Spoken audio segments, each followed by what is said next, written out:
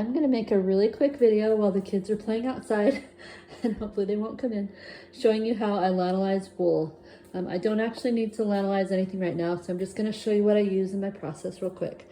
Okay, so you need some lanolin. This is Now brand. It comes from Amazon, works really well. And you're gonna get about a pea-size bit of this for each woolly that you need to lanolize.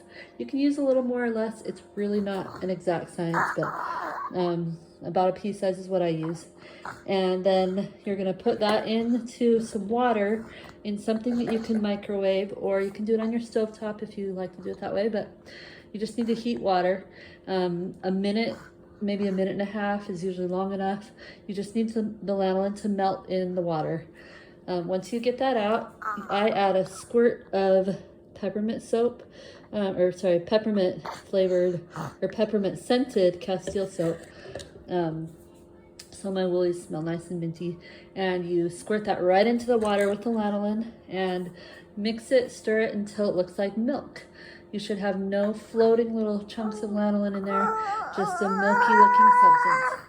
Okay, you can set that aside and then fill a bowl, basin, bucket, whatever you like to use, with tepid or lukewarm water. And a big bowl is nice to use. Anyway, and dump in the mixture that you just made with the lanolin and the Castile soap and water. Dump that into your bowl, swish it around a little bit, and your lanolin bath is ready to go.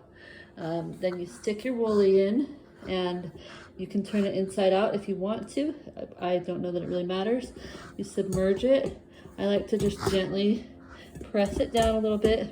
Obviously there's no real water in here, but press it down, make sure it's submerged, and then set a timer if you care to for 15 minutes, or just go do something for a while and come back.